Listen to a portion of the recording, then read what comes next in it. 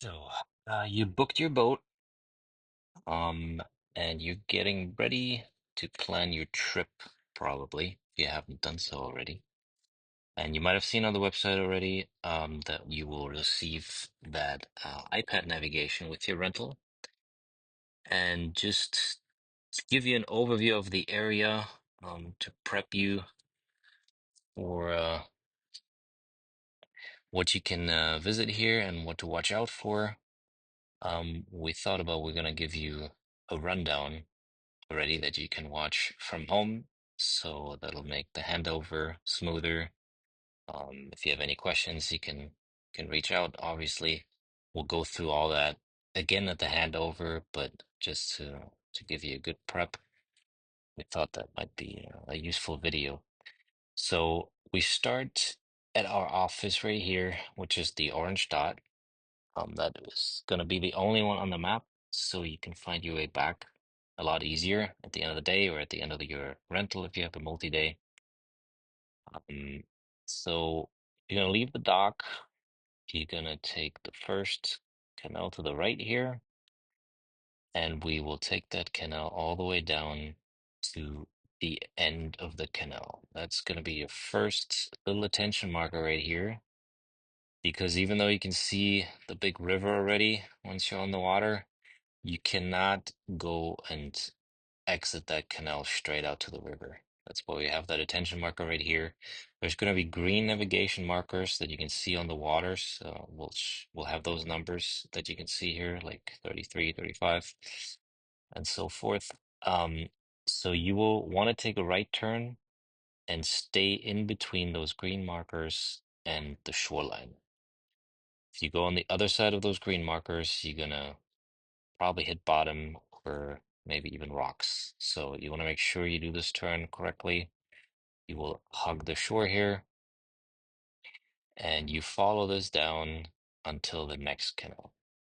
The next canal has red and green navigation markers that will guide you out to the river safely in a safe depth. The no-wake zone kind of ends about right around marker 5. There's a white sign when you have to, uh, when you can stop going slow and start speeding up. All the canals are slow zones, and then a quarter mile from shore, you also have to drive slow, around 4 to 5 miles per hour, depending on the boat. Once you get out to the river, you can see the depth shading already. So you have white and light blue colors. Those are your deeper waters. You can see all those little numbers in there is 5, 7, 10, 6. That's your depth in feet. You'll have darker blue areas. The change happens from 5 to 4 feet, just to make you aware, like, hey, you're entering shallower water here, so be extra careful. Usually, you want to stay in between the markers, the red and green markers on in the coastal way, or in the white or light blue. On the beaches, you will get into the darker blue areas, but in general, you want to stay in the white and light blue. So once you come out of this canal, you will head south on the river. You will go under the bridge right here, the Cape Coral Parkway Bridge. Once you pass that, if you look on your left, you will already see our gas station that we usually use for daily rentals or at the last day when you return the boat. There's a big white tower building right here that you can easily see from the water, and then a fuel sign right there, right about right here. There's a fuel sign, which red and green markers guiding you into the marina and to the gas dock. Those guys close at 5, so just make sure you get there before that. Once you come back out, you can head further south on the river. You're gonna hit the first no-wake zone between marker 72 and 76. There's gonna be white signs when it starts and when it ends. So you want to slow down in between there. Definitely good to do that because usually you have law enforcement hiding somewhere in corners and they will pull you over if you speed through that. Once you pass 76, you can go fast again You stay in the middle of the river here in the intercoastal way. General rule too, if you stay on the river in the intercoastal way and on the back side of the islands, the red markers are going to be on your right side. The green markers are going to be on your left side when you go out towards the islands. Other way around when you come back in, obviously. But this is a general rule that's helpful to remember. Once you come to the end of the river, you'll hit another no-wake zone between marker 93 and 99. So you have to slow down in between that. A little next to it, you have the Westin Hotel, Tarpon Point Marina, where food and gas. Or right here is Rum Runners, food and gas as well over there. Um, but if you head towards the islands, so you kind of come out of the snow wake zone, and then you have a choice to make. You will either head south towards Sanibel. This is the only time where the markers are going to flip sides because then you're entering Gulf waters. So if you actually head south after the no wake, the red is going to be on your left and the green on your right. But as long as you stay on the back side of the islands, it'll be red on right, green on left going out. But if you decide to go to Sanibel, you follow this channel down. You have to slow down on the Sanibel Bridge again for a little bit, and then you could head straight down to the Lighthouse Beach, for example, which is right here. We usually anchor in about 3 feet of water. That's a good number to keep in mind. That gives you room for the tides in case they move um, that day. We have about 2 feet of tidal movements, but it's always good to have a little safety buffer. You see Sanibel Marina back here already too, as well, food and gas. We usually mark down the gas station with a blue pin and then restaurants with a green fish symbol. And then anchors are usually just beaches to hang around, just a general area. You don't have to anchor up right there, but gives you an idea where to go. If you were to hop over here, then to the Fort Myers side, there's Fort Myers Beach, Estero Bay. You can enter the bay here with those navigational markers. It's going to be no wake zone right around that corner right there. So you got to start slowing down right here. And then you have multiple gas stocks again and an abundance of restaurants. There's probably 5 or 6 different ones in that area you can choose from. They all have their own boat docks. Everything we mark down is obviously accessible by boat. And then you could follow this down with the marked channel all the way to Lover's Key if you wanted to, which is right here. That's our southern border. Let's see that red marker right here. So that marks our southern border. Nice beaches on this side right here. And then the pass here is super nice too, especially if the Gulf is a little rougher. It's a good choice to go on the backside of the island, and then you can still anchor up in that bay here in that pass because it usually is calmer since it's protected from the Gulf there. Um, Usually quicker to run to Lover's Key on the Gulf side right here, if the weather allows it. But if it's too rough, the back bay is gonna be fine. It'll just take you a little bit longer because there's a bunch of no-wake zones in between there. So that's the southern area that you could explore.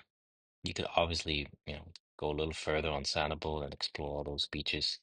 Usually, the further north we go, we'll do that on the intercoastal way. So we'll go back to the fork here, where the no-wake zone ends. So instead of going south to Sanibel, then you're gonna keep going on the intercoastal way here. Remember, red on right, green on left, then. And you can see already that channel is a little bit narrower. You want to make sure you stay in that white channel. You can still fit, 4 to 5 boats next to each other, but you want to make sure you do not go on the outside of those markers. You want to really stay in between there. There's a lot of shallow water on the outside of that. Once you come through here, you can already go fast in here. Um, but you're gonna pass Picnic Island then right here. which is this island right there. We usually anchor up on this side because it has a steeper drop off, deeper water. It's a lot safer to anchor in there. You might see some boats trying to get into the bay here or on that sandbar.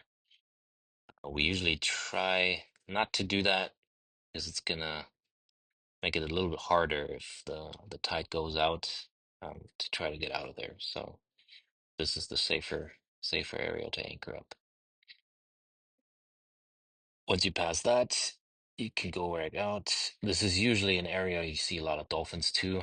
You can see them anywhere in the area, but this is a popular spot, that little waterway right here, to see a lot of dolphin pods usually. Keep going on the intercoastal way. You're gonna pass St. James City right here. St. James City has a couple restaurants. This is the waterfront restaurant, which is really nice. Up here is Monroe Canal Marina for gas, or Loki Tiki Bar, Fuzzies for lunch. Keep going this way. You're gonna start heading on the backside of Sanibel right here. You follow those markers. Anywhere you see those red attention markers is usually areas that are super shallow that you should stay away from. So you want to stay in that marked channel. The first restaurant you could go to right here would be Green Flash. So you're gonna hop over from the intercoastal way into this marked channel right here. Does look a little intimidating, but it's well marked, so you can go in between those two sandbars, follow those markers down, and then where the fish symbol is the Green Flash. Really nice restaurant. They got their own boat docks. It's only a short walk over to the beach, so it's a really cool spot. You can go a little bit further south. There's Tween Waters if you have any gas out on the islands, and then you can go about halfway down the bay. After that, it gets a little bit too shallow for our boats. This is really more for little bay boats or kayak tours or something like that. So you want to exit that bay again, going out this channel to the north. There's going to be a no wake sign somewhere out of that area here. We have to slow down again. And then once you come back out, you could go to the beach right here and use those markers going out to the Redfish Pass. You want to make sure you not get too close to this tip here. There's a couple jetties that are like right at the water line, but you can fit it between that shallow spot right here and the beach pretty easily. And then you can anchor up anywhere around that island. Around this area here now, um, the last hurricane made a cut through the island. It's a really cool stop. A lot of sandbars in that pass there. You won't be able to go through there with a boat because it's too shallow, but you could anchor up north or south of the pass and walk into those sandbars. A really cool spot. There's a bunch of, other beaches right here. Pretty much anywhere you could anchor up. If you decide to go even further north, you just follow the coastal way up right here. And then you have another lunch stop if you wanted to. So from the intercoastal way right here, you could go over to the North Captiva Bay. You will enter between those markers here. Make sure you stick to them because it gets pretty shallow around there. And then once you follow those in, you have barnacles right here or mangoes right there. Mangoes will have red and green buoys guiding you over to the other side here that you don't see on the map. And then you will hug the shore and enter that little canal in between the mangroves there. It's a little tough to find. Does have a marina right here that you can use the docks. Um, on the weekends it can get pretty busy, so just be aware that it's a little tighter in there and that you might be within 3 to 4 feet of other boats. So it's good to have a good boating knowledge and how to handle boats in tighter spaces if you want to visit uh, this this marina. The restaurants, they have two heated pools there and a pool bar. There's boats and fun that rent out golf carts you can use to drive around the island. Um, and obviously there's a bunch of beaches on the north tip here too. Come back out, you can head back onto the coastal way. either to go further north or you make it through the cut right here. Usually you can make it through this spot right here without problems. And there is beaches anywhere here. Cayo Costa is a really, really beautiful island. A lot of just pure nature. Usually not a lot of people there. You're gonna have the beach mostly for yourself. We usually try to avoid anchoring right on the tips because the current will push you around. So you want to go a little bit north on either side if you decide to anchor up with the boat. The further north we go, we will get closer to Cabbage Key, which is also a pretty popular spot. It's right off the Intercoastal Way, that private island right here. They have a restaurant, some nature trails, a water tower you can go up to and take a look around the island. But you just enter into this canal right here, and then there's a marina. They have usually a dock master that will guide you in and tell you where to dock and help you tie off. But it's a really neat, cool island to visit. So go even further. That's getting very close to our northern border now. This is the northern tip of Cayo Costa. There's a really cool bay right here, which would be um, Pelican Pass. So there's a nice beach right here, a nice protected cove that you can anchor up into. And this is pretty much our northern border. That red marker here marks our northern border. You do have an island right here, Bukilia. There would be a gas dock if you ever needed something in the Jock Creek Marina here. But usually you will mainly stay in this area right there. The only place we'd like to really avoid is this pass right here between Cape Coral and Pine Island. It's called the Matlacha Pass.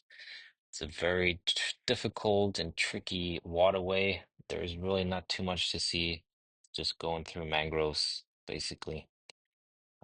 But it does have a lot of sharp turns and a little bit of a zigzag slalom course. So we usually tell our customers not to go in there. Yeah, that's pretty much an overview about the whole area. The iPad will help you find your way with the route function, so makes it pretty easy. Click on route, automatic. You hold your finger where you want to start. It's at that point, and let's say you want to go to Sanibel, you hold that again. You wait until that's loaded, and then you hit your go button. And that's pretty much it. You just follow that line, and you're fairly safe. Always use common sense. You know, if you have low markers close by and it tries to get you into a shortcut or something, it's usually possible to do it, but the markers are always safer, so we tell our customers to always use the markers if they can. Route again, you can either reverse it or stop, just clears it.